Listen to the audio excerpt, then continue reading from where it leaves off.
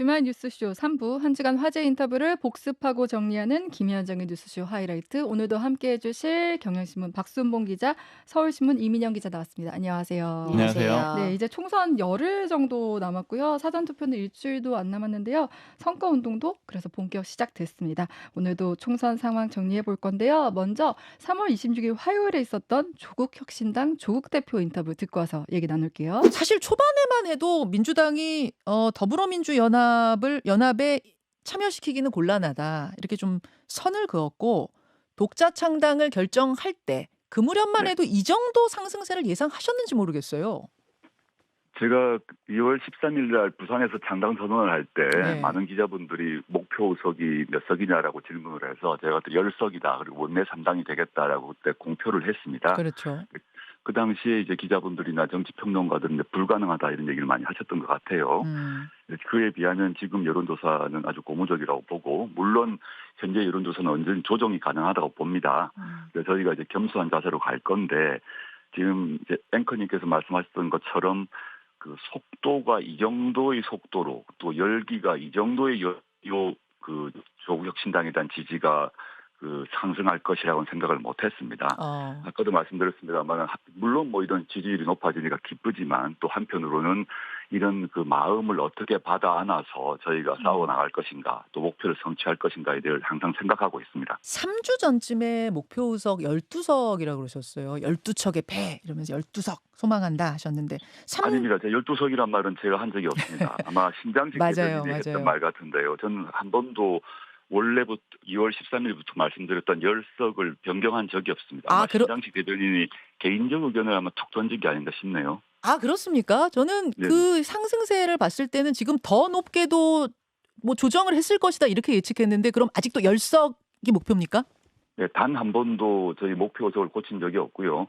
물론 시민들이 저희에게 표를 더 주시면 너무 감사하죠. 그리고 저로서도 당대표 입장에서 말씀드리자면, 저는 조국 혁신당이 얻는 의석 수만큼 대한민국의 변화가 빨라진다라고 생각합니다. 그러니까 더불어민주연합과 경쟁 관계가 형성되는 건 뭐 지극히 당연한 일인데 민주당의 이재명 대표는 우군보다 아군이 많아야 한다.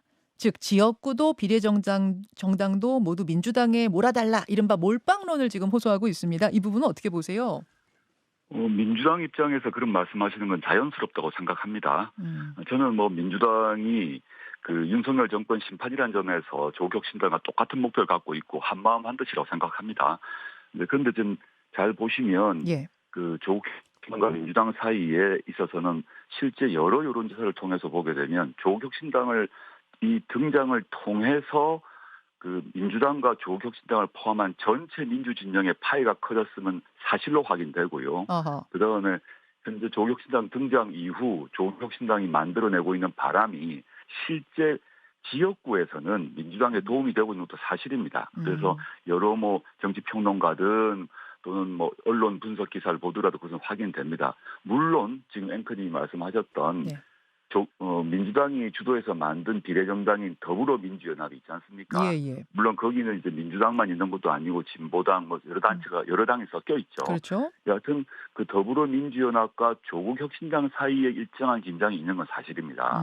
근데 이 긴장 문제를 해결하는 방법은 저는 그 정치공학적으로 해결할 문제가 아니라 국민이 선택하면 된다고 봅니다. 국민들께서 더불어민주연합과 조국혁신당의 강령, 활동 방식, 후보를 보고 이쪽이 더 괜찮네 생각하시면 한쪽을 그 힘을 주시면 되는 거죠. 저는 그 일정한 긴장이 있는데 그건 특별히 뭐 심각한 게 아니라 건전한 긴장이고 또 생산적 경쟁이 될 것이라고 보기 때문에 뭐 적대적으로 바라봐서는 안 된다고 생각합니다. 알겠습니다. 조국혁신당 조국 대표, 조국 상임선대위원장 지금 만나고 있습니다. 화제를 좀 바꿔서 현안으로 가보죠.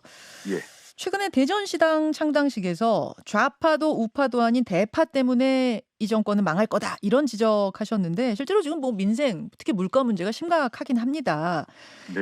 여당과 제1야당에서 민생 관련된 제안 공약이 하나씩 나왔어요. 우선 한동훈 비대위원장은 3자녀 이상 가구의 모든 자녀에게 대학 등록금 지원하겠다 어제 발표를 했고 또 다자녀 지원 기준을 2자녀로 하고 소득 수준과 상관없이 지원하겠다 이런 것도 발표를 했습니다. 민주당의 이재명 대표는 국민지원금을 1인당 25만 원씩 4인 가구 기준 100만 원씩 지급하자고 제안을 하기도 했는데요. 이 두 정책에 대해서 조국 대표님은 어떻게 보세요? 저는 그런 방안과 관련해서 다자녀 기준을 두 자녀로 낮추는 것은 바람직하다고 생각을 해요. 그런데 이런 문제와 관련해서 우리나라가 이제 초초초 저출생 상태 아닙니까? 맞습니다. 이 문제를 이 다자녀 기준을 두 자녀로 나눠 가지고 등록금 면제하겠다는 걸 해결되지 않는다고 봅니다. 실제 세 자녀는 곤란하고 현재 시점 보게 되면 두 자녀 가구도 많지 않아요. 고품질의 장기 임대주택을 대대적으로 공급을 해야 되거든요. 이런 정책 없이 등록금 문제로 이 문제를 해결한다? 전 해결되지 않을 거라고 보고 있습니다. 그럼 일단 이재명 대표가 제안한 국민지원금 1인당 25만 원 자체에 대해서는 찬성이 입장이십니까? 액수 자체는 아주 따져봐야겠죠. 저희가 분석을 해봐야 되는데 예. 액수가 얼마이든 간에 그걸 실제 실현 가능하려면 기재부 개혁이 병행돼야 되고 그게 안 되면 국민지원금을 줄 수가 없어요. 예. 지금 사실은 그 이제 국민지원금 문제에 대해서는 뭐 돈 준다고 하는데 마다할 사람이야 없겠지만 이미 물가가 상당히 높은 상황에서 또 돈을 푸는 것이 코로나 때와는 좀 다른 상황 아닌가? 인플레이션을 더 가중시키는 건 아닌가라는 이런 좀 학자들의 지적도 있더라고요. 어떻게 보세요? 네, 그런 점 있다고 생각하고요. 그래서 제가 말씀드렸듯이 이런 그 국민지원금 문제는 액수 문제 외 대상의 계층 집단을 어디로 할 것인가 논의를 해봐야 됩니다. 국정조사를 하게 되면 그럼 조사 범위, 조사 대상은 어디까지로 보세요? 제보를 받았습니다. 검찰 내부에서 이것까지 확인해야 됩니다. 그래서 이 D넷을 운영하는 사람, 즉 검찰이든 검찰 사무관이든 다 부를 겁니다. 그리고 전현직 검찰총장을 부를 것입니다. 전현직 검찰총장이라면 그럼 현재 윤석열 대통령도 포함이 되는 건가요? 당연하죠. 윤석열 검찰총장 시절에 가장 활발히 활용되었습니다. 이것이 출발은 문무일 총장 시절이라고 들었는데 그 뒤로 개정을 거쳐서 활발히 사용된 것은 윤석열 총장 시절이라고 저는 알고 있기 때문에 물론 현재 윤석열 대통령이 국회에 출석 안 하겠죠. 그렇지만 그 당시 대검 차장, 그 당시 D넷 운영자, 네. 그 당시 D넷 로그인 활용자, 그 당시 D넷을 백도어에서 접근한 사람 등을 다 불러서 법원에서 영장을 통해서 그 압수수색하라고 지시하고 나머지는 폐기하라고 했는데 폐기한 정보를 어느 정도까지 무슨 목적으로 보았는지를 확인해야 됩니다. 이것이 확인되면 그 대상자들은 검사의 경우 탄핵 사유가 됩니다. 알겠습니다. 의대 증원 갈등도 심각한데 지금 40일 넘어가면서 장기화가 되고 있어요. 일단 한동훈 위원장이 중재에 나섰습니다. 대화협의체 만들어보자 이렇게 제안을 하고 윤석열 대통령도 그 제안을 받은 상태. 근데 핵심은 2,000명입니다. 이른바 2,000명 딜레마. 정부는 2,000명에서 한 명도 줄일 수 없다 이런 입장이고 교수들은 한 명도 줄일 수 없다고 전제하면서 대화하자는 건 이건 우리를 조롱하는 거 아니냐 이제 이렇게 대치하고 있는 상황. 이 돌파구는 어떻게 찾아야 될까요? 지금 의사 수르리는 게 저는 의사 증원 증대 찬성합니다. 저나 조국혁신당은 찬성을 하는데 현재 더 초점은 늘린 의사가 어디서 일하게 할 것인가. 그리고 현재에도 필수 의료 분야가 인기가 없어요. 그럼 이분들은 어떻게 배려할 것인가를 동시에 일해야 되는데 현재 윤석열 정권은 의사들 전체를 이기주의자로 몰고 전혀 대화도 하지 않고 제가 아까 말씀드렸던 지역 의료 취향 분야 그다음에 그 필수 의료 분야 이에 대한 대안은 전혀 마련하지 않고 때려잡기식으로 문제를 해결하고 있다 생각하기 때문에 때려잡기식으로 상세한 계획 없이 세밀한 계획 없이 그냥 의사들을 혼내줘서 단호한 지도력을 보여주려고 하는 거의 그 선거운동이라고 저는 봅니다. 조국혁신당 조국 대표 인터뷰 듣고 왔습니다. 이 정도로 지지가 나올지 몰랐다. 민주당과의 관계에 대해서는 뭐 민주당 입장도 이해가 된다. 그러면서도 민주당이 주도해서 만든 당에는 진보당 등 여러 당이 있다. 이런 얘기를 했고요. 결국에 국민이 선택하면 된다. 이런 얘기를 했습니다. 이 인터뷰 바탕으로 얘기를 좀 더 나눠볼게요. 그러니까 조국 대표는 지금 중도층도 조국혁신당을 지지하고 있다. 이렇게 분석을 했는데 우리 흔히 조국혁신당 지지하는 사람들은 강성 지지층일 것이다 이렇게 예상을 했었는데 실제로 지금 지지율을 놓고 봤을 때는 좀 어떻게 봐야 될까요? 민주당 지지층 중에 아주 강성 당원들만 지지한다고 보긴 좀 어려울 것 같고요. 여러 여론조사에서 나오는 비중이 아주 강성 지지층 일부만 한다라고 보기엔 좀 숫자가 많잖아요. 이제 민주당 내 야권 지지층 내에서 그 범위가 좀 넓어졌다라고 일단 보는 게 맞을 것 같은데 몇 가지로 좀 요약해 볼 수가 있을 것 같아요. 일단 첫 번째는 그 민주당 이제 당원들이라든가 민주당 내부 얘기들 좀 들어보면은 하는 얘기가 정권 심판론이 가장 중요하다라는 거예요. 그러니까 이제 이 총선 상황을 보통 좀 전쟁에 비유하면 안 좋지만 네. 이제 전쟁에도 많이 비유를 하잖아요. 그 내부 싸움이 있고 그다음에 외부 이제 적과의 전쟁 네. 이런 개념이 있는데 총선은 그런 식으로 좀 인식을 하니까 이 민주당 쪽에서는 그 윤석열 정부를 적으로 인식을 하고 이제 총선에서 심판해야 된다라고 보는 거잖아요.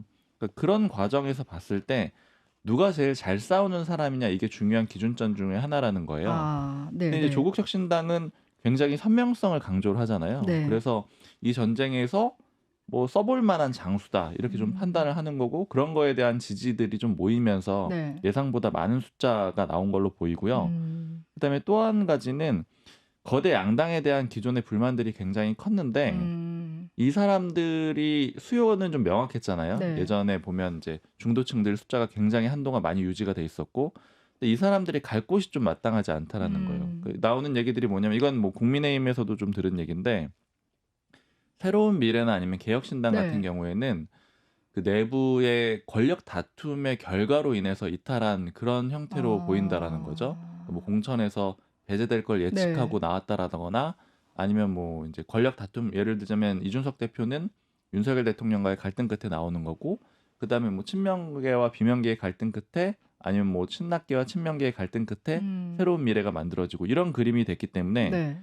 그렇기 때문에 그 정당들의 테마가 없다라는 거예요. 그러니까 이 정당들은 자체적으로 내세우고 있는 가치가 없으니까 상대적으로 조국혁신당이 돋보인다라는 건데 조국혁신당은 굉장히 선명하게 그 정권 심판론을 내세우면서 나온 정당이잖아요. 그러니까 다른 그 신생 정당들과는 좀 다르게 자신만의 테마가 있는 게 아니냐 이제 이런 분석이 한 가지가 있고요.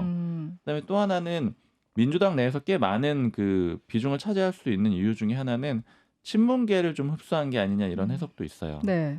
이게 지금 친명 비명 갈등 끝에 공천 파동이 있었고 그 다음에 조국혁신당이 많이 올라왔는데 네. 그러면 이제 조국혁신당은 지금 선명성 경쟁을 해서 반윤석열 이런 걸로 굉장히 초점이 맞춰져 있지만 네. 구성원들 면면을 보면 어쨌든 조국 대표가 있기 때문에 친문계를 좀 상징할 수 있잖아요. 그러면 잘 싸울 수 있는 사람들 중에 비명 쪽 좀 너무 친문 많이 친 거 아니야? 이렇게 불만 갖는 사람들이 이쪽으로 뭉칠 수가 있다. 그래서 이런 것들이 다 모여가지고 지금 현상을 좀 나타낸 것 같습니다. 어떻게 보면 새로운 미래보다는 조국혁신당 쪽으로 친문계가 더 갔다고 보는 거네요. 그리고 어떻게 보면 선거가 가까워질수록 선명성이 좀 더 먹힌다 이렇게 보는 것 같아요. 근데 국민의힘에서는 조국혁신당 의석수나 뭐 이런 지금의 반향 같은 거 좀 어떻게 보고 있어요? 실제로 여론조사에서 보면은 그러니까 비례대표 누굴 찍을 거예요 이런 질문에서 중도층에서 조국혁신당이 1, 2위거든요. 그러니까 실제로 중도층 표가 국민의힘이라도 이제 당연히 보수층도 노리지만 중도층도 노리는 그쵸. 정당이잖아요. 그래서 어느 정도 위협이 된다고 보고 있어요. 뭐 민주당만큼일지 아닐지는 모르겠으나 그래서 국민의 미래 같은 경우에는 의석수를 처음에 한 20석 정도로 조금 목표 혹은 가능 의석수를 받다가 요즘에 약간 낮춰보는 상황이 됐습니다. 중도층에서 조국혁신당으로 옮겨가는 부분이 조금 있다라고 보고 있고요. 특히 이제 국민의 미래 같은 경우에는 문제가 이제 국민의힘이 요즘 좀 하락세를 보이니까 국민의힘이라도 덩달아 하락세를 보이는 여론조사가 조금 있거든요. 그래서 순위 같은 게 원래 예전에는 국민의 미래, 더불어민주연합, 조국혁신당이었는데 이제 거의 대부분의 조사에서 국민의 미래와 뭐 조국혁신당이 비견되는 여론조사 이런 것도 많이 있고요. 그래서 좀 사실 안에 내부에서는 조금 뭐 경고등이 켜졌다 이렇게 보고로 있고 그래서 이제 내세운 게 인유한 전혁신위원장을 이제 그 선대위원장으로 선임을 했죠. 근데 이거에 대해서도 좀 효과가 없는 거 아니냐라는 의문이 조금 다시 당내에서 나오고 있긴 해요. 원래는 한동훈 비대위원장의 보완제 성격으로 이제 국민의 미래 얼굴로 내세웠는데 이게 결과적으로는 중도층에 좀 소구하는 메시지를 내야 되는데 인유한 그 위원장이 보면 최근에 무슨 여사 일은 이미 뭐 지나간 것이다 이런 취지로 말하면서 중도층의 인식과는 조금 거리가 있는 것 아니냐. 그래서 당내에서도 국민의 힘도 지금 뭐 열세지만 국민의 미래도 좀 걱정하는 분위기가 있습니다. 두 분의 얘기를 종합해서 들었을 때 중도층이 지금 원하는 건 정권 심판론 쪽에 좀 더 기울어져 있다 이런 생각이 들어요. 근데 지금 조국혁신당 입장에서는 그 비례 1번 박은정 검사 재산이 그 1년 사이에 41억 원 늘었다. 이제는 박은정 후보인데 이제 다단계 유사조직 대표의 변호를 맡은 점, 그러니까 남편이 변호를 맡았던 거죠. 이 부분이 좀 지적되고 있는데 이 부분의 파장은 좀 어떻게 봐야 될까요?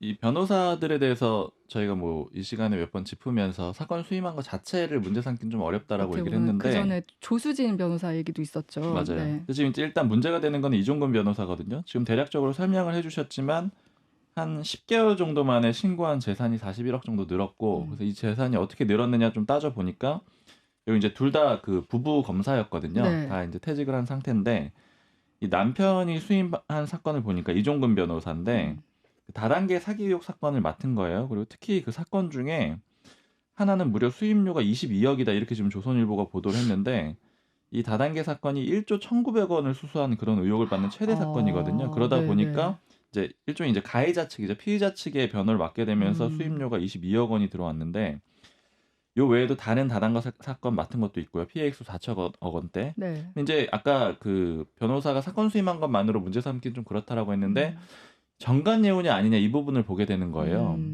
근데 지금 이 변호사나 아니면 이제 조국혁신당 쪽에서는 그 반윤 검사들 아니냐. 네. 그러니까 윤석열 정부에서 찍힌 검사들인데 무슨 정관 예우냐 이렇게 얘기를 하고 있는데 네. 문제는 이종근 변호사가 검찰에 재직할 때 다단계 수사 전문가였습니다. 대검이 인증한 블랙벨트라고 해가지고 1급 네. 공인 전문 검사예요. 그래서 이제 다단계 요 분야에 대해서 계속 수사를 많이 해왔거든요. 그러니까 결국 그 경력을 인정받아서 이런 변호를 맡은 거 아니냐 이런 의혹이 제기되고 있기 때문에 이제 이 부분을 중심으로 좀 봐야 되는데 다만 일단 이종근 변호사가 지금 그 모든 사건에 대해서 이제 다 사임을 하겠다라고 해가지고 네. 일단은 좀 종결을 지어놓은 그런 상태이기도 합니다. 이 부분은 어느 정도까지 좀 영향을 줄지 봐야 될 것 같고, 근데 이제 좀 같은 맥락에서 조국 대표도 사법 리스크가 있잖아요. 그러니까 대법원 선고도 남아 있고 네. 앞서 1, 2심 판결을 보면 상황이 그렇게 좋지 않은데 저는 이 부분의 리스크가 그러니까 유권자들 입장에서 그렇게 위험 요소로 보지 않는 건지 이런 생각도 들더라고요. 야권에서 보는 시각은 그 이재명 대표의 그 사법 리스크나 아니면 네. 조국 대표의 사법 리스크 모두 이미 충분히 좀 반복됐다라고 보는 것 같아요. 그러다 보니까 이제 유권자들이 어느 정도 충분히 인지를 하고 있고 그래서 이제 더 이상의 변수로 나타나진 않는데 다만 이제 좀 걱정하는 말들을 하는 네. 사람들은 그런 얘기 하잖아요. 그러니까 이제 투자 뭐 이런 문제를 얘기할 때도 예를 들어 어디에 여기 생겨요 지역에 그러면 이제 그 생긴다라고 얘기하면 한번 집값이 오르고 그다음에 쭉 예고가 되다가 실제 뭐 착공하면 오르고 네. 완공되면 또 오르고 이런 식으로 기점마다 실제로 반영이 되는 시점들이 오는데 네. 선고가 나오면 또 그럴 수 있다라는 거죠. 실제 근데 이제 다만 아직 총선까지는 시간이 얼마 안 남았기 네. 때문에 총선 기준으로 보면은 큰 영향이 없을 거라는 거고 네. 다만 나중에 이제 실제 또 판결이 나와가지고 의원직을 잃고 이렇게 되면은 이건 좀 문제가 있는 거 아니야 이런 식으로 다시 한번 효과가 나타날 가능성은 있어요. 그 부분에 대한 염려들은 있는데 다만 어쨌든 지금 총선이 며칠 안 남았기 때문에 총선까지의 영향은 크지 않을 거다 이렇게들 보고 있습니다. 저도 취재를 하다가 좀 조국 혁신당으로 새로 가입한 제 또래 40대 남성 당원을 알게 됐거든요. 그래서 지금 이런저런 얘기를 해보다가 조국 사태 때 이분도 분명히 분노를 했던 사람이라는 거예요. 네네. 그래서 왜 그럼 가입을 했냐. 근데 말씀해줬던 것처럼 가장 첫 번째 이유는 윤석열 대통령이 싫어서라는 게 가장 크더라고요. 그래서 조국 대표의 사법 리스크 이런 게 뭐 옹호한다는 것도 아니고 지지한다는 네. 것도 아니지만 그러니까 조국을 지지하는 게 아니라 윤석열이 싫어서 조국을 지지한다 이런 취지이기 때문에 네. 일단 그쪽 그 지지하는 분들한테는 사법 리스크는 좀 영향이 되지 않는다. 그건 나중 문제다라고 생각을 하더라고요. 네. 저는 이제 이 관점에서 또 궁금한 게 민주당 입장에서 이제 조국 혁신당을 보는 관점이 좀 복잡할 거다. 우리 앞서도 이런 얘기를 했었는데 실제로 이재명 대표가 그러니까 조국 대표가 좀 굉장히 부상하고 있잖아요. 그 부분에서 대해서는 좀 앞으로 어떻게 볼까요? 지금 상황을 생각보다는 좀 더 무겁게 보는 분위기가 있고요. 이게 왜 그러냐면 이재명 대표 측 모 인사한테 물어보니까 네. 공동 전선을 꾸린 것이다 이렇게 표현을 하더라고요. 그래서 뭐 연합군, 우금 이런 표현들은 공식적으로 지금 얘기들을 하고 있잖아요. 네. 여기서 주목해봐야 되는 거는 연합군이라고 하더라도 다른 나라긴 다른 나라라는 거예요. 그래서 네. 이 결국에 이제 경쟁을 할 수밖에 없는 구도라는 거고요. 그다음에 실제로도 구체적으로 문제들이 생기는 게 있는데 네. 조국 혁신당이 너무 커져가지고 야권이 이긴다고 하더라도 그러니까 이제 공동 전선을 구축했으니까 제일 목표는 뭐 윤석열 정부를 심판하는 거다 이렇게 그 부분에 대해서 합의 맞을 거 아니에요. 그래서 네. 그 목적이 성공한다고 하더라도 민주당이 1당이 못 될 수가 있어요. 조국 혁신당 파이가 너무 커지게 되면은요. 네. 1당이 못 되면 생기는 문제가 국회의장을 못 가져오고 원구성 협상권을 못 가져오게 되는데 여태까지 그 국회 상황을 보면은 국회에서 민주당이 압도적인 의석을 갖고 있었던 면도 있지만 네. 거기에 더해서 국회의장이 민주당 출신이 있었기 때문에 그리고 민주당 출신의 상임위원장들이 있었기 때문에 국회에서 좀 우세한 그런 이제 권한을 행사할 수가 있었던 거거든요. 법안 상정 같은 거라든지. 그렇죠. 네네. 그런데 여기서 국회의장을 뺏기고 상임위원장 몇 개 뺏기게 되고 이런 상황들은 민주당으로서는 굉장히 좀 부담이 되는 상황이 될 수가 있는 거예요. 네네네. 그리고 이재명 대표 본인 입장에서도 또 하나 봐야 되는 게 대선 후보잖아요. 그리고 대선이 당연히 분명한 목표일 텐데 지금 이 그림 자체를 보면은 이 야권이 쭉 있고 중도층 내지는 민주당에서 전체적으로 윤석열 정부 심판론을 가지고 이제 평가를 하고 있는데 야권에서 민주당 모 관계자가 하는 얘기가 야당 대표들은 잘 싸우는 게 가장 핵심이라는 거예요. 가치 중에 하나라는 거예요. 네. 근데 지금 잘 싸우는 걸로 보면 그럼 누가 1등이냐 이렇게 봤을 때 이재명 대표가 1등이냐 조국 대표가 1등이냐 이런 평가들이 나올 수가 있는 거고 네. 이재명 대표는 어찌됐든 간에 뭐 의도하든 의도하지 않았든 간에 공천 과정에서 당내 경쟁자들을 상당수 이제 뭐 이렇게 없어지게 되는 그런 상황을 맞았거든요. 네. 대부분이 없어졌죠. 뭐 네. 윤정석 전 실장도 결국 국회의원이 되지 못하는 기회를 못 받았고 뭐 박용진 의원 경쟁했었던 대선 경선에서 경쟁했었던 인물도 어쨌든 공천을 못 받았고 네. 뭐 이런 상황들이 쭉 있는데 조국 대표가 뜻밖의 당 밖에서 대안 세력으로 나올 수가 있다라는 네. 거죠. 물론 이제 조국 대표는 초기에는 그렇게 걱정하는 분위기는 많이 없었어요. 왜냐면은 이제 재판 리스크가 있고 사실 뭐 대법원 판결 나와봐야 되겠지만 어쨌든 현재로서는 전망이 썩 좋지는 않은 거잖아요. 1심과 2심이 같은 판결이 나왔으니까요. 그래서 이제 걱정은 좀 덜하는 분위기인데 어쨌든 파일을 뺏긴다라는 거죠. 대선 주자로서의 선명성 경쟁에서 네. 이제 그런 부분도 이재명 대표 개인으로서는 좀 걱정할 수 있는 지점입니다. 어떻게 보면 지금까지는 야권의 차기 대선 주자로는 이재명 대표가 1순위로 꼽혔었는데 조국 대표 이제 그 자리를 좀 위협한다? 뭐 이렇게 볼 수도 있겠네요. 그렇죠. 근데 근본적으로 뭐 재판 때문에 그러긴 좀 어려운데 이런 식으로 어찌됐든 간에 이재명 대표의 파일을 가져가고 흔들어 놓을 수 있다라는 거죠. 그럼 네. 더 잘 싸우는 사람이 나와야 되는 건가? 이런 식의 판단을 하게 될 수 있는 거고요. 그리고 이제 선거운동이 이제 목요일부터 본격화됐는데 선거운동 첫날 한동훈 위원장의 발언이 좀 논란이 됐어요. 정치를 개같이 하는 사람이 문제다 한 건데 뭐 이 발언도 있지만 사실 이재명 대표도 뭐 계모라는 발언을 했다든가 또 약간 탄핵 배치하는 발언을 했다든가 그러니까 양당 대표의 이런 발언 리스크가 좀 있는데 그러니까 이 발언이 주는 영향은 좀 어떻게 봐야 될까요? 일단 그 발언 좀 취지를 보면 네. 뭐 정치는 죄가 없다, 정치를 잘못하는 것, 그 한동훈 위원장 말을 빌리면 개같이 하는 것이 문제다 이런 취지였는데 네. 이제 현장 분위기를 보면 좀 한동훈 위원장이 그동안 말을 굉장히 잘하고 세련되게 하고 정제되게 하고 이렇게 얘기를 했는데 좀 점잖은 이미지도 있었잖아요. 그렇죠. 그래서 네. 그런 발언을 해서 현장에 있는 기자들도 좀 놀랐다고 하고요. 이게 이날 상황을 좀 보면은 이제 공식 선거운동 첫날이었고 그 한동훈 위원장 입장에서는 두 번째 유세 현장이자 첫 번째 집중 유세 현장이었어요. 그리고 한동훈 위원장 입장에서는 이제 처음으로 마이크를 잡는 날이었죠. 그래서 아무래도 이런 유세 현장이라는 분위기가 반영이 되지 않았겠냐. 왜냐하면 첫 신촌 유세 현장에서는 개같이 하는 것이 문제다라고 했고요.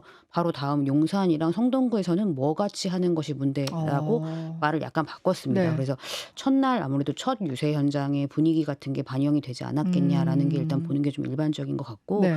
그리고 지금 이제 국민의힘이 이제 이건 국민의힘의 딜레마이자 한동훈 위원장의 딜레마인데 분위기가 열세가 되다 보니까 지지층도 잡아야 되고 중도층도 잡아야 되는 이제 두 마리 토끼를 잡는 굉장히 어려운 과제를 가지고 있어요. 네. 그러다 보니까 당에서는 좀 해볼 수 있는 걸 다 해보는 거 아니냐. 그러니까 말도 세게 해보고 이런 건 아무래도 지지층에 조금 소구하는 거겠죠. 네. 그러니까 이 발언도 이재명과 조국이 범죄자 집단이다 이런 취지로 설명을 그쵸. 하다가 나온 발언이거든요. 네. 그러니까 지지층을 공략해서는 말도 세게 해보고 그리고 이번 주에 공약을 굉장히 여러 개를 던졌거든요. 국회 세종시 이전, 뭐 부가가치세 인하 별로 다 이슈는 안 되는데 중도층을 겨냥해서는 또 공약도 던져야 되고 말도 세게 해보고 이제 이러다 보니까 좀 그런 발언이 나온 것이다라고 국민의힘에서는 좀 보고 있어요. 근데 이제 그 발언의 파장이랄까? 그러니까 한동훈 위원장이 이런 발언한 거는 좀 거의 처음 보는 것 같고 이재명 대표는 원래 거친 발언을 했었으니까 이 발언이 미치는 파장은 좀 다를 것 같은데 어떻게 보세요?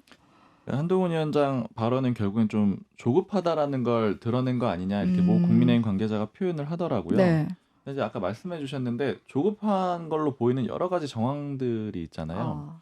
예를 들어서 박근혜 전 대통령을 만난다거나 그쵸. 이거에 네. 대해서도 당내에서는 평가가 좀 되게 다양했거든요. 근데 한동훈 위원장이 하기에는 그림이 좀 안 맞는다 이런 평가들이 좀 많았어요. 네. 왜냐면 윤석열 대통령까지는 오케이인데 한동훈 위원장까지 하게 되면은 또 이제 다 보수층으로 달려가는 그런 그림이 된다. 이런 네. 불만도 있었고 그다음에 세종시 이전 같은 경우에도 국회 완전 이전 같은 경우에도 마찬가지로 좀 맥락이 안 맞는다는 지적이 있었거든요. 네. 어떤 점 때문에 그랬냐면 그걸 얘기하면서 한동훈 위원장이 했던 얘기가 4월 10일은 여의도 정치 뭐 끝내는 날, 심판의 날 이런 식으로 표현을 했는데 네. 한동훈 위원장의 공천이랑 이게 안 맞는다는 거예요. 한동훈 위원장의 공천은 현역 의원들을 대부분 살린 공천이잖아요. 현역 의원들이 많이 살아남았어요. 네. 그러면 여의도 정치를 종식시킬 거였으면은 그 그러네요. 현역 교체를 네. 대거 많이 했다라거나 네. 뭐 그런 식의 움직임이 있어야 되는데 그거랑 안 맞는다는 게 한 가지. 네. 그다음에 국민의힘이 얘기하고 있는 게 뭐 메가 서울이라던가 김포시 서울 편입 이런 얘기를 하고 있는데 세종 이전 같은 경우에는 지방 분권에 더 초점이 있는 그런 네. 내용이잖아요. 그러니까 이것도 또 맥락이 잘 안 맞는다는 거예요. 그래서 좀 움직임이 아까 얘기를 해주셨지만 전반적으로 워낙에 좀 코너에 몰리다 보니까 네. 이것저것 가능한 모든 수단을 다 동원한 게 아니냐 이런 평가가 나오고 네. 네. 그런 와중에 이런 강한 표현이 나오다 보니까 더 좀 이제 뭔가 쉽지가 않구나 이런 걸 네. 드러냈다라는 거고 뭐 수도권에 뭐 이제 그 관계자가 저한테 하는 얘기가 선거에서 포커페이스가 되게 중요하다는 거예요. 되게 좋을 때는 별로 안 좋은 척하고 네.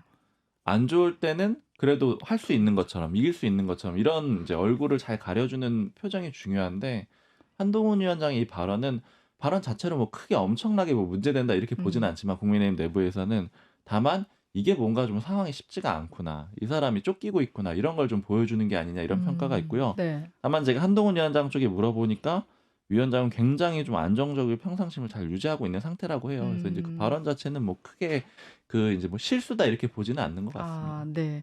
그리고 사실 이제 이렇게 국민의힘이 위기감을 느끼는 이유 중에 하나가 이종섭 호주대사 귀국과 뭐 그 이후 또 이번 주에 그 방산협력 공관장 회의도 열리기도 했는데 이것도 좀 급조됐다 이런 논란이 있었는데 결국에는 사의를 표명했어요. 이것도 총선 때문이라고 봐야겠죠? 예, 그러니까 이게 원래 분위기는 네. 이제 총선 전에 이종섭 호주대 사건에 뭔가 그 거취를 마무리한다기보다는 그냥 이렇게 계속 현재 진행으로 냅둔다 이런 네. 분위기가 조금 더 강했었어요. 그러니까 이미 황상무 수석이랑 이종섭 대사 때문에 2차 당정 갈등이 있었잖아요. 그러니까 이거를 조금 이것 때문에 양쪽 다 대통령실과 여당 모두 좀 조심하는 분위기였거든요. 여기서 만약에 조금 더 갈등이 있거나 이견이 되면 공멸이다 이런 분위기가 있었는데 네. 물론 당에서는 이종섭 대사 사퇴로 마무리를 해야 된다는 의견이 있긴 있었어요. 근데 그게 이제 강하게 분출되지는 않았죠. 네. 그래서 이제 당 관계자들 얘기를 들어보면은 우리 더 이상은 이제 대치 안 하고 갈등 안 하려고 한다. 왜냐하면 이렇게 되면 뭐 지지층도 중도층도 다 떠난다. 이런 분위기가 분명히 있었는데 네. 일단 이번 주에도 총선 판세가 너무 안 좋았고 특히나 지금 뭐 그 경남이나 부산 같은 데도 지지율 조사에서 좀 열세로 떨어진 곳이 꽤 있거든요. 그래서 어제 상황을 좀 정리를 해보면 아침에 장동혁 사무총장이 이제 기자들을 만나서 여의도 연구원 조사를 해보니까 열세, 그러니까 우세에서 열세로 바뀐 것이 좀 많다 이런 취지로 얘기를 했고요. 그리고 몇 시간 지나지 않아서 바로 이종섭 이제 대사의 사의 보도가 나왔습니다. 그러니까 아무래도 그 당에서는 이런 당에 굉장히 지금 여의도 연구원 조사에서도 좋지 않은 거는 그러니까요. 문제니까 이런 분위기가 대통령실에 전달이 됐을 것이다. 그리고 지금 이제 범야권 200석이 얘기가 나오잖아요. 그러니까 네. 이게 엄살이 아니라 정말 가능하다는 분위기. 그러니까 당 관계자 얘기를 들어봤는데 4년 전이랑 좀 비교를 많이 하거든요. 네. 그때도 물론 진다고는 생각했지만 그러니까 국민의힘이 뭐 113석 혹은 저쪽이 180석까지는 예상을 못했다는 거예요. 근데 이번에도 200석, 그래 설마 200석? 그런데 지금 분위기면 정말 가능할 수도 있겠다. 그러니까 이런 내부적 분위기 때문에 결국 이종섭 대사의 사유에 이어졌다고 보는 해석이 맞습니다. 네. 말씀해 주신 대로 되게 분위기가 네. 그 국민의힘 관계자들 만나보면은 침울해하는 분위기도 굉장히 강하고 그다음에 이제 패색을 좀 많이 느끼는 그런 분위기도 있고 그제 만났던 모 관계자 같은 경우에는 그냥 운동 경기라고 치면은 그냥 그 결과 생각 안 하고 끝까지 꼭 뛰어야 되겠다 뭐 이런 식으로 마음가짐을 다잡기도 하고 굉장히 좀 분위기가 안 좋고 아마 이런 것들은 네. 그 내부 여론조사 결과 때문일 거예요. 지난 그 총선 때는 국민의힘의 여의도 연구원 조사가 거의 맞췄었거든요. 네. 상황이 안 좋다라는 걸 거의 그대로 맞췄었고. 사실 정치권은 여의도 연구원 조사가 꽤 정확한 걸로 알려져 있잖아요. 맞아요. 근데 다만 이제 지난 대선 때 잘 못 맞췄어요. 반대로 예측이 돼가지고 그때 좀 신뢰도가 깨졌는데 사실 그 전까지는 민주당에서도 궁금해할 정도로 굉장히 신뢰도가 좀 높았거든요. 네. 이제 이번 총선에서도 아마 이제 그런 조사들의 영향이 좀 있는 것 같고 근데 일단은 지금 사의 표명을 했는데 그게 당연히 이제 대통령의 뜻이라고 보는 게 이제 일반적이고요. 이거는 네. 뭐 장관 사의 표명하는 거 뭐 설명드릴 때마다 말씀드렸는데 그게 네네. 개인 의사라기보단 이런 정도의 중요한 전국에서의 인사는 당연히 사의를 표명하기로 약속을 하고 했다라고 보는 게 좋을 텐데 네. 근데 이제 나온 그 형식은 본인이 이제 하겠다라고 음. 해가지고 수용해 주세요 이런 형태로 했잖아요. 네. 근데 이제 국민의힘 모 관계자가 저한테 하는 얘기가 지금 이 모든 상황들에 대해서 근본적으로 대통령이 좀 풀어줬으면 좋겠다 이런 얘기들을 많이 해요. 근데 이제 이 사의 표명 형태도 보면 대통령이 표면에 있진 않아요. 그러니까 외교부 장관한테 요구를 하고 난 사의 표명할 테니 받아주세요 이런 형태로 돼 있는데, 그러니까 지금 그림을 다 보면은 황상무 수석도 그만두고 그 다음에 이제 이종섭 대사도 그만두고 이런 그림이 된 거는 당에서 요구한 건 다 수용이 됐죠. 네. 그러나 다만 대통령이 직접 하는 그런 그림은 아니잖아요. 네. 네. 근데 당에서 일부 의견은 대통령이 직접 해야 된다라는 거예요. 지금 모든 상황이 다 안 좋아진 거는 네.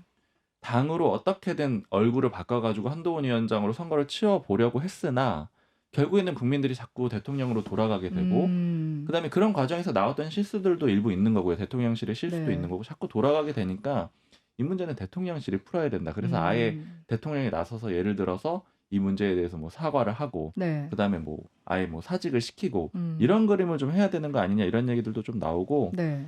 그다음에 어제 모 관계자 같은 경우에는 이것도 뭐 일부 의견일 수 있는데 이 다음 단계로는 한동훈 위원장이 유승민 전 의원 만나서 좀 도와달라고 하고 그다음에 또 네. 이준석 그 개혁신당 대표 만나가지고 뭐 단일화를 하든 아니면 뭐 협상을 하든 이런 그림을 좀 만들었으면 좋겠다 이렇게 좀 지금은 이 조치만 가지고는 충분하지 않다 이제 이런 얘기들도 좀 나오고 있습니다. 당내에서는 할 수 있는 건 다 했으면 좋겠다 이런 거네요. 그리고 이제 그다음으로 민주당도 사실 이번 주에 후보들 악재가 있었는데 민주 경기 화성을 공영훈 후보 20대 아들에게 시가 30억 원 상당의 주택을 증여한 사실이 알려진 것이나 뭐 양문석 경기 안산갑 후보는 딸 명의로 11억 원을 대출한 것도 이 부분도 악재일 듯한데 이거는 민주당이 좀 어떻게 보고 있어요? 일단 지금 현재로서는 공천을 뭐 취소한다거나 그 가능하기도 않기도 하고요. 일단 선거에 들어와 가지고 그래서 일단 그냥 간다는 분위기인데 좀 부담스러워하는 분위기는 분명히 있습니다. 왜냐면 이제 부동산 문제에 대해서 특히나 좀 껄끄럽게 생각을 하고 있거든요. 네. 그래서 이건 악재라고 좀 내부적으로 보고 있고요.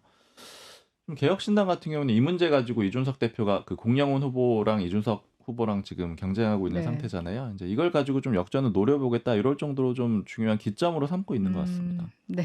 여기까지 정리하고 잠시 쉬었다 올게요. 주말 뉴스쇼 3부 함께하고 계십니다. 두 번째 만날 인터뷰 주인공은 새로운 미래 이낙연 대표입니다. 인터뷰 듣고 와서 얘기 나눌게요. 민심의 흐름, 전체적인 판세 어떻게 읽고 계신 걸까요? 네, 현재는 윤석열 정권 심판이 우위에 있는 것으로 보입니다. 예. 한동안 더불어민주당과 국민의힘이 서로 잘해서 점수가 올라가는 것이 아니라 상대방이 실수해주면 이쪽 점수가 올라가는 식으로 주거니 받거니 하는 일이 계속됐는데요. 네. 요즘은 정권 심판이 우위고 특히 여기 광주는 정권 심판이 압도적인 상황입니다. 예. 그런데 전국을 놓고 볼 때 이렇게 더불어민주당과 국민의힘이 주거니 받거니 하면 결국은 지난 2년 동안과 똑같은 국회가 또 시작된다는 것이기 때문에 대단히 위험하다 이렇게 보고 있고요. 몇 달 전에 우리 국민들이 생각했던 것처럼 여당 야당 모두 경고를 줄 필요가 있다. 새로운 정치를 시작해야 한다 하는 초심으로 돌아가셔서 저희들 제3세력에게 눈길을 주셨으면 좋겠습니다. 예. 그 조국 혁신당이 이렇게까지 약진할 거라고 많이들 예상을 못했었잖아요, 애초에는. 네. 근데 지금의 이 선전, 지금의 약진은 어떻게 분석하세요? 상당히 당할 만큼 당했다 또는 과도하게 당했다 하는 심리가 깔려 있는 것 같고요. 그리고 굉장히 그들의 주장이 이 한나에 집중되어 있지 않습니까? 검찰 심판. 예. 그런 것이 선명하게 다가오는 것 같아요. 아하. 네네. 그럼에도 불구하고 예. 그쪽의 사법 리스크가 총선 이후에는 또 현실로 나타날 텐데 그때는 어떻게 할 것인가 하는 고민이 있습니다. 그런 점에서 뭔가 민주 세력의 마지막 보루로서 사법 리스크가 없는 저희들, 저 이낙연과 새로운 미래를 주목해 주십사 하는 부탁을 드리고 있습니다. 그런 말씀이시군요. 근데 조금 아쉬운 거는 새로운 미래의 탄생이 지금 말씀하신 것처럼 거대 양당 독점 정치판에 뭔가 커다란 대안이 되지 않겠는가. 상당히 기대가 네네. 컸던 것에 비하면 지금까지는 네. 적어도 현재까지는 기대만큼의 지지율이 나오고 있지 않아요. 네. 그 원인은 뭐라고 분석하십니까? 역시 이 사람들의 마음이라는 것은 사람들이 분노하면 그 분노를 같이 표출하는, 같이 느끼는 것에 동조하는 경향이 있겠죠. 저희들은 대안을 추구하는 편인데 그러지 않고 국민들의 감성 그대로를 표출해주는 그쪽으로 쏠리는 현상이라고 보고요. 그것은 하나의 현실이니까 인정을 해야 되겠죠. 감정의 표출, 어떤 분노의 표출, 네. 이런 것을 좀 더 잘하는 당의 점수가 가고 있지 않나 그런 말씀이실까요? 네네. 그런 셈이지요. 현재의 이 광주를 비롯한 호남 그리고 전국적인 여론 지형을 보면 예. 조국 혁신당이 음. 상당한 정도로 돌풍을 일으키고 있는 이유가 윤석열 정권에 대한 분노를 집약해서 표현하고 있기 때문에 그쪽의 마음을 국민들이 주고 계시는 걸로 그렇게 이해를 합니다만, 그러나 곰곰 생각해 보면 총선 이후에 닥칠 일들은 그러면 어떻게 할 것인가 하는 고민도 저희들은 안 할 수가 없는 상태죠. 알겠습니다. 알겠습니다. 민주당 민영배 의원하고 상당히 차이가 큰 여론조사들도 네네. 있었거든요. 이것도 네네. 좀 다르게 판단하고 계세요? 예, 그것보다는 많이 좁아지고 있을 거라고 보고요. 예. 실제로 그런 보고를 듣고 있습니다. 국회를 세종시로 완전히 이전한다. 동시에 네. 여의도와 그 주변 지역은 고도 제한에 묶여 있었는데 그걸 풀어서 새로운 랜드마크로 개발하겠다. 이런 공약 내놨습니다. 어떻게 평가하십니까? 네, 그 헌법재판소가 노무현 정부 때 행정수도 이전이 관습 헌법에 위반된다라는 판정을 했었죠. 예. 그래서 최소한 청와대와 국회 본회의는 옮기면 안 된다고 결정을 했었어요. 예. 그것을 무시하고 그걸 깨겠다는 것인지 아닌지. 그리고 제가 당대표 하던 시절에, 그러니까 대선 이전입니다. 그때 저희가 국회 기능의 대부분을 세종으로 옮긴다고 했을 때 국민의힘이 그 당시에 별로 도와주지 않았었는데 그때의 마음과 지금 마음은 어느 쪽이 진짜인지 그걸 묻고 싶네요. 이재명 대표 같은 경우에는 1인당 25만 원 민생지원금을 주자 이것을 네. 제안했습니다. 이 제안은 어떻게 보셨어요? 그 양반의 오랜 버릇이죠. 꼭 선거 때 되면 그러는데, 그렇게 해서 그 돈을 쓰면 그때는 이 소비 진작 효과가 나타나겠죠. 그런데 그렇게 됐을 때 인플레는 어떻게 대처할 것인가? 대파 논란을 안 짚고 갈 수가 없네요. 예, 얼마 전에 이제 윤 대통령이 하나로마트, 농협 하나로마트 갔다가 대파를 들면서 875원 합리적인 가격이다. 요 얘기 두고선도 뭐 오해다 아니다 양당이 한창 치열한데 이 논란의 핵심 본질은 뭐라고 보십니까? 네, 대통령뿐만 아니라 공직자들은 우리 서민들이 가깝게 느끼는 몇 가지 물가는 상식으로 외우고 다니셔야 돼요. 삼겹살 100g이 얼마인가, 2,000원이 넘었는가 안 넘었는가라든가 이렇게 몇 가지를 외우고 다녀야 돼요. 그것이 전혀 없으니까 이런 실수를 하는 것이고요. 그다음에 그런 실수 다음에 무슨 대파 한 뿌리 값을 말한 것이다 이렇게 말도 안 되는 코미디를 하니까 점수가 점점 떨어지는 거예요. 다른 여당 후보가 그 얘기하시는 거죠. 알겠습니다. 의대 증원 갈등도 이게 장기화가 되면서 국민 피로감이 높아지고 있는데 이거 이제 뭐 한동훈 위원장이 좀 풀어보려고 제안했습니다만 2,000명에서 한 명도 바꿀 수 없다 이제 이런 식이 되면서 대화도 막힌 것 같아요. 이건 어떻게 풀어야 됩니까? 예, 제가 3번 연속 그 중재안을 냈어요. 2,000명이면 현재 정원의 65%를 단번에 늘리자는 거거든요. 그렇죠. 예. 그게 가능하겠습니까? 문재인 정부 때는 2,000명이 아니라 400명 늘리는 것도 잘 못했거든요. 그런데 65%인 2,000명을 단번에 늘리겠다 그러는데 그러지 말고 15에서 20% 사이로 몇 년에 걸쳐서 한번 늘려봐라. 이것이 저의 중재안이에요. 근데 정부에서는 이거 한번 물러나면 예전에 400명 못했던 그것처럼 그렇게 하지 않고 이번에 하여튼 강하게 가겠다. 할 때 해야 된다. 뭐 이런 취지 같더라고요. 지금 윤석열 정권 사람들이 서부 영화를 너무 많이 본 것 같아요. 그렇습니까? 예. 무슨 얘기냐 하면 단번에 영화에서처럼 단번에 뭐든지 이렇게 막 해결되고 그럴 거라고 보는 것 같아요. 네, 28일 목요일에 있었던 새로운 미래 이낙연 대표 인터뷰입니다. 이낙연 대표 인터뷰에서 여나 야나 지금 사법 리스크가 다 있다. 사법 리스크 없는 세력을 뽑아야 한다 했는데요. 근데 이제 새로운 미래가 처음에 관심을 받았던 거에 비해서 지금 지지율은 좀 안 좋은 상황이에요. 이낙연 대표 광주 광산을 출마했는데 현재 민주당 민형배 후보와 좀 차이가 많이 납니다. 호남 민심 좀 어떻게 봐야 될까요? 아까 조국 혁신당의 열풍을 설명해 드리는 내용하고 사실 아, 다 연결이 돼 있는 네네. 거예요. 그러니까 정권 심판을 해야 된다라고 그러니까 민주당 내지는 뭐 호남의 또 다수가 또 민주당을 지지할 가능성이 높잖아요. 네. 그 사람은 그렇게 생각을 하고 있는데 여기서 대표 선수가 누구냐 이걸 결정하는 선거라고 치면은 네. 그럼 이제 새로운 미래보다는 민주당 후보를 선택할 가능성이 훨씬 높은 거죠. 음. 그런데 이제 비례에서는 조국 혁신당이 좀 그래도 우세한 그런 지점을 보여줄 수 있었기 때문에 네. 그래서 역량을 보여준 거고요. 어느 정도는 좀 예상이 돼 있었던 건데 삼지대가 생성될 때 저희가 얘기를 많이 했었는데 그때 왜 그렇게 개혁신당하고 그러니까 이준석 대표하고 성격이 다름에도 불구하고 같이 하고 싶어 했느냐면은 반명으로 비치게 되면은 생존 가능성이 별로 없다라고 생각을 했어요. 그러니까 이낙연 네, 당이라고 비춰지게 되면은 생존 가능성이 없다라고 생각을 했는데 어쨌든 뭐 우여곡절을 겪은 끝에 못했잖아요. 합당을 했다가 분리가 돼버리는 상황이 왔잖아요. 그러니까 그때부터 이미 예견된 상황이라고 볼 수가 있는 거죠. 사실 처음부터 예견을 했겠죠. 네. 그냥 이낙연 대표만의 브랜드로 만들어진 정당은 민주당 내부에서 일종의 배신자 프레임이 작동이 되는 거고 그다음에 반 이재명 프레임이 작동이 되는 거고 그러면 정작 민주당 내 당원들이 원하는 거는 반 윤석열을 원하는 건데 네. 여긴 좀 성격이 다른 거 아니야? 그리고 굳이 반 윤석열을 할 때 민주당이 아니라 새로운 미래를 뽑아줄 이유가 전혀 없는 거죠. 네, 네, 네. 새로운 미래 뭐 관계자가 하는 얘기가 그 개혁신당하고 잘 안 됐을 때 사실 어느 정도는 좀 예감을 했다라고 하는 거예요. 이게 결과적으로는 삼지대가 실패를 하면서 이 결과가 나타나게 된 거고요. 네.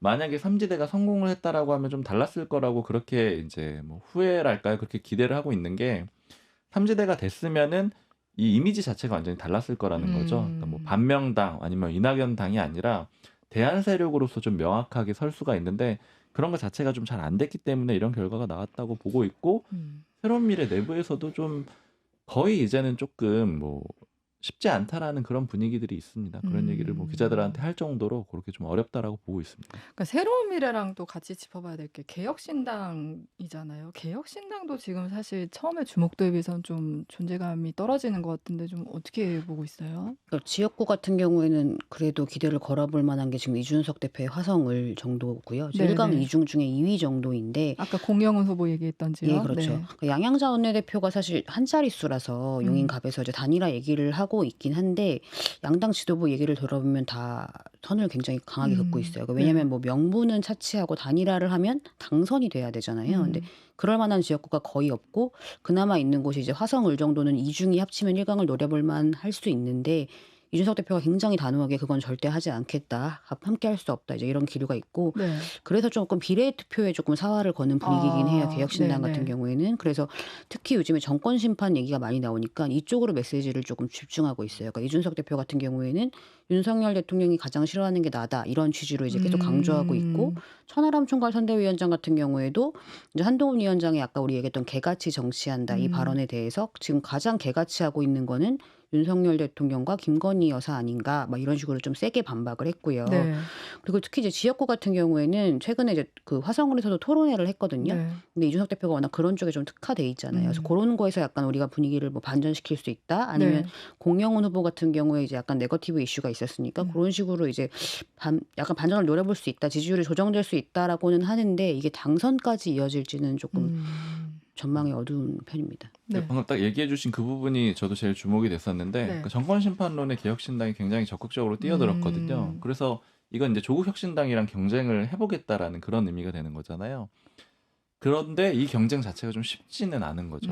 조국 대표하고 이준석 대표 간의 대결이 되는 거잖아요. 상징성으로 이준석 대표는 당내에서 그러니까 여권 내 같이 있다가 쫓겨난 사람. 그다음에 조국 대표는 그 이제 물론 이제 정부 내에서 같이 있었지만 이제 뭐 수사받고 이런 과정까지 네. 더해지기 때문에 그 선명성 경쟁에서 여기서 조금 밀리는 그런 그림이 있고요. 야권 그 삼지대 뭐 관계자랑 얘기를 하는데 그 이낙연 공동대표 같은 경우에는 이번에 이제 총선을 거치고 나면은 이제 정계에서 계속 있는 게 쉽지 않지 않겠느냐 막 이런 얘기까지 나올 정도로 앞으로의 좀 행보가 좀 쉽지 않은 상태고요. 다만 이준석 대표에 대해서는 그 관계자가 하는 표현은 아직 40대이기 때문에 네. 그러니까 지나고 나도 40대이기 때문에 그래도 뭐 정치는 항상 어떻게 될지 모르기 때문에 앞으로 기회가 좀 열려 있을 수 있지 않겠느냐 이렇게 얘기를 하고 있는데 네. 다만 이번 총선 내에서 두 정당 모두 어떤 큰 반등을 일으킬 만한 변수는 잘 보이지는 않는다. 이게 좀 일반적인 평가인 것 같습니다. 이번 선거가 좀 더 특이한 게 당이 많다 보니까 공수가 어떤 사안에 따라 다 달라진다 이런 생각이 들어요. 이런 얘기들은 좀 공감이 됐던 게 어찌 됐든 간에 뭐 3정당들이 잘 못한 결과도 있겠지만 네. 다 실패로 이제 끝나가는 그런 그림이잖아요. 물론 아직 뭐 열흘 정도 남았으니까 그쵸. 어떻게 예. 될지 모르지만 분위기가 안 좋은데 그러면 그 보수 쪽에서 보면 바른정당이 한번 실패를 하고 뭐 그 이후에 생긴 바른미래당 실패를 하고 그다음에 개혁신당 또 실패를 한 거잖아요. 네. 그럼 앞으로는 신당은 안 만들게 되는 거 아니냐. 그러니까 이게 확인이 되는 거 아니냐. 그리고 삼지대는 다 실패한 꼴이 되거든요. 네. 조국혁신당은 삼지대라고 할 수는 없고 이제 민주당 계열 중에 있는 거라고 봐야 되니까 네. 삼지대는 없어지는 건데 이게 앞으로 한국 정치에 좋을 거냐 안 좋을 거냐는 잘 모르겠다. 좀 부정적이다 이런 얘기들을 좀 많이 하고 있어요. 정치가 점점 안 그래도 양극화인데 더 양극화될 네. 수 있다 이런 우려인데 그리고 이번 주에 국민의힘 뭐 앞서 일부에서도 앞서 얘기했지만 한동훈 위원장 국회 세종 이전 공약을 했어요. 이낙연 대표는 예전 노무현 전 대통령 행정수도 이전 당시에 국민의힘이 반대했던 걸 언급하면서 진위를 모르겠다. 이 공약에는 근데 좀 어떻게 나온 건지 좀 궁금하긴 해요. 저희도 그날 좀 나름 깜짝 발표였던 게 원래 이 세종 이전은 약간 굳이 따지면 민주당 계열의 공약이었지 이제 국민의힘 계열의 공약은 아니었거든요. 그래서 이제 한 위원장 측 지도부 관계자를 얘기를 들어보니까 이 궁극적으로는 한 위원장의 생각이다. 거기서 나온 이야기다라고 네. 얘기를 했어요. 그래서 국회 세종 완전 이전이 이제 여러 가지 의미와 전략이 포함돼 있긴 한데 이제 한 위원장의 생각은 이제 계속 정치 개혁을 얘기했었잖아요. 그래서 여의도 정치 종식이라는 거에 좀 방점을 찍는 공약으로 이거를 한동훈 위원장이 내놓은 것이다. 그러니까 정치 개혁의 뭐 시작과 끝이다 이렇게 보더라고요. 근데 거기에 물론 이제 서울이나 뭐 세종 표심이 덤달아서 오면은 뭐 더 네. 좋고 뭐 이렇게 얘기를 하고 이 관계자 말은 노회찬 대표랑도 비교를 하더라고요. 그래서 노회찬 대표의 우리 유명한 불판론 있잖아요.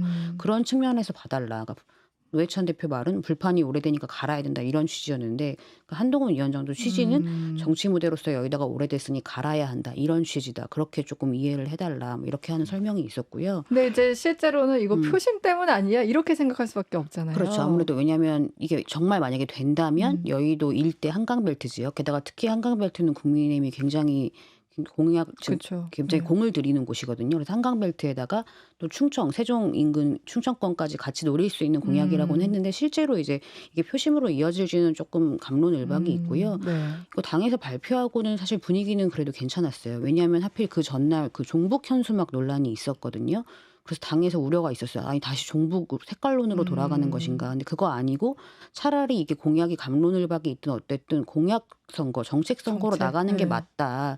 근데 원래도 당에서 이렇게 하려고는 했었는데 이게 계속 이종섭 대사건이나 여러 가지 논란 때문에 묻혔었어요. 사실 그 전에 무슨 금융투자세를 폐지한다는 등 이런 식의 공약을 많이 내놨는데 좀 아무래도 묻혔었고 그래서 이제 당에서는 늦게라도 괜찮다고 했는데 결과적으로 이제 이번 주에 분위기를 봤을 때 이게 그렇게 큰 반향을 일으키지는 못하는 것을 보고 정책 선거를 하기에는 조금 너무 늦었다. 이미 양당의 핵심 메시지는 다 사실 심판 선거거든요. 네. 정권 심판, 여기는 이제 2조 심판 이런 식으로. 네. 그래서 한 위원장이 막 유세 첫날 부가가치세 인하 같은 것도 내놨는데 사실 이것도 뭐 공약 자체는 굉장히 큰 의미가 있는 이슈가 될 수 있는 건데 거의 보도가 되지 않았고 비판 메시지만 양당에서 나오고 그렇기 때문에 이번 선거가 좀 전반적으로 공약이 먹히지 않는다. 이미 바람 선거가 돼버렸다. 이렇게 보고 있더라고요. 근데 어쨌든 한동훈 위원장 입장에서는 지금 할 수 있는 거 다 한다 이런 생각이 드는 게 의대 정원 문제에 대해서도 이제 제한하지 말라 대통령실에 얘기를 했는데 대통령실의 입장이나 지금 상황은 어때요? 지금 뭐 좀 많이 난감하다 뭐 이런 기사도 있긴 하던데 어때요? 일단 표면적으로는 굉장히 의대 정원 문제는 명확하잖아요. 그러니까 정원을 양보할 생각이 없고 네. 그다음에 학교별로 2,000명을 이미 배정을 다 했고 그 5월까지 추진한다라고 입장을 여러 번 냈거든요. 네. 근데 여기서는 물러날 수 없다라는 그런 입장이고 분위기는 좀 봐야 될 거예요. 아직 이제 남은 기간이 한 열흘 정도 되니까 이 사이에 물러날 가능성이 있는지 좀 봐야 되고 네. 완전히 닫혀 있다라고 볼 수는 없는데 현 시점에서는 좀 명확한 것 같고요. 그리고 이제 흐름상으로 보면은 이제 이종섭 대사를 어떻게 표현할까요? 내줬다라고 표현을 할까요? 그러니까 하나 용산 쪽에서 또 한 가지를 지금 양보해 준 상태거든요. 당에서 요구한 게 크게 보면 세 가지라고 칠 수 있잖아요. 네. 아까 초반으로 다시 돌아가면 황상무 수석, 이종섭 대사, 그다음에 의대 정원 문제 이렇게 세 가지인데 지금 세 가지 중에서 두 가지를 해준 상태거든요. 그래서 이제 나머지 하나까지 해줄지는 봐야 되는데 그런데 이제 여론에 좀 달려 있을 것 같아요. 그러니까 만약에 정말로 뭐 100석 아래로 떨어진다 이렇게 되면 그건 용산에서도 전혀 절대 수용할 수 없는 상태가 되거든요. 왜냐하면 특검 같은 것들이 걸려 있기 때문에 그리고 거부권이 무력화되는 그런 상황이 올 수가 네. 있거든요. 네. 그것까지는 용산이 절대로 수용할 수 없을 거기 때문에 더 적극적으로 전향적으로 협조할 가능성은 남아 있지만 어쨌든 현재 입장에서 정부와 대통령실의 입장은 의대 정원에 대해서는 좀 명확합니다. 상황이 이렇게 절박하다 보니까 지금 유승민 전 의원 얘기가 계속 좀 나오는 것 같아요. 근데 여기에 대해서는 어때요? 등판할 수 있을까요? 그러니까 일단 당 지도부 얘기를 들어보면 뭐 가능성은 거의 제로에 수렴한다라고는 합니다. 그러니까 네. 이유가 뭐 유승민이 싫어서 이렇다기보다는 그러니까 유승민 전 대표는 사실 반윤의 상징처럼 돼버린 측면이 있거든요. 그런데 그 사람을 그러니까 유승민 의원을 쓰면 선거에서 쓰면 이게 선거 전략에서 오히려 이게 무너져 버린다. 그렇다고 해서 우리가 네. 대통령에게 예를 들면 2,000명 정원이 안 돼요. 이런저런 다른 목소리를 낼 수 있지만 완전 반대의 목소리가 나가버린다. 그래서 정략 측면에서 안 된다라는 이제 지도부의 입장은 이게 확고하고요. 근데 이제 유승민 의원이 그저께인가요? 이제 그 화성의 지지 유세를 나가서 여러 가지 메시지를 내놨었어요. 근데 일단 뭐 반성의 메시지도 있었고 그리고 의대 정원 관련해서도 2,000명 고집하면 안 된다. 그리고 플러스 윤석열 대통령이 직접 나가서 해결해라. 이런 취지로 얘기를 했는데 당에서는 좀 약간 사이다다. 우리가 말하고 싶었던 거를 얘기했다. 그러면서도 과도하게 또 윤석열 대통령을 비판하지는 않았어요. 왜냐하면 이제 후보를 지원하러 간 자리이기 때문에 그래서 다음 주에 조금 한동훈 위원장이 결단을 내서 유승민 대표를 만났으면 좋겠다라는 건 있지만 이런 측면 같은 경우는 용산이랑 좀 협의를 하지 않고는 어려운 측면이라서 실질적으로 가능할지에 대해서는 조금 부정적인 의견이 많습니다. 포지션을 한번 봐야 될 것 같아요. 네. 그러니까 전에 예전에도 짚은 적이 있었는데 이준석 대표를 보면은 당내 갈등 끝에 나갔죠. 당내 갈등 끝에 나가서 외부에서 이제 털을 네. 만들어가지고 윤석열 대통령한테 대항하는 그런 그림이었고 유승민 전 의원은 당내에 남기로 했죠. 남아가지고 이제는 지원을 해주는 그런 그림이잖아요. 민주당도 보면 그림이 똑같아요. 이낙연 대표는 나가서 털을 만들어서 대항을 했고 임종석 전 비서실장은 그렇죠. 남은 다음에 이재명 대표랑 뭐 악수하고 포옹하고 전현희 후보 선거운동 도와주고 이런 지원하고, 그림이 네. 됐잖아요. 근데 결국 당내 투쟁을 하겠다라는 그런 의미가 되는 거고 어느 쪽이 더 살아남을 거냐 네. 이제 그 부분을 봐야 되는데 유승민 전 의원 같은 경우에는 예전에 바른정당을 한번 해본 거잖아요. 네. 그 길로는 실패를 했던 거죠. 박근혜 전 대통령과의 갈등 끝에 그렇게 만든 건 실패했고 네. 그래서 이제 다른 길을 선택을 한 거고 향후에 유승민 전 의원을 뭐 지도부에서 뭐 그 선대위에 쓰느냐 안 쓰느냐 이런 거보다도 더 중요한 거는 개별 후보들이 얼마나 유승민 전 의원을 부르느냐 이 문제가 될 것 같아요. 지금 그 유경준 의원을 먼저 지원을 했고 네. 그다음에 오늘이죠. 오늘 최재형 후보 지원을 할 거고 그다음에 또 이정철 후보도 지원을 할 거거든요. 네. 그럼 일단 3명의 후보는 도와달라고 얘기를 한 상태고 이 사람들은 어쨌든 선거만을 보고 유승민 전 의원이 해주는 게 낫겠다라고 판단했기 때문에 이렇게 한 걸 거 아니에요. 네. 네. 이 숫자가 늘어난다라고 하면은 이제 향후에 유승민 전 의원의 길은 조금 열릴 수 있는 그러니까 당내에서 그 선거 결과와 상관없이 뭐 그런 기회는 될 수 있을 것 같습니다. 네, 오늘 방송 여기까지 할게요. 이제 진짜 선거가 얼마 안 남았어요. 다음 주 저희 방송할 때는 이제 사전 투표 이미 하고 있을 텐데 다음 주에 좀 격전지 분석 같은 거 좀 해보도록 하겠습니다. 네, 지금까지 경향신문 박순봉 기자, 서울신문 이민영 기자였습니다. 고맙습니다. 감사합니다.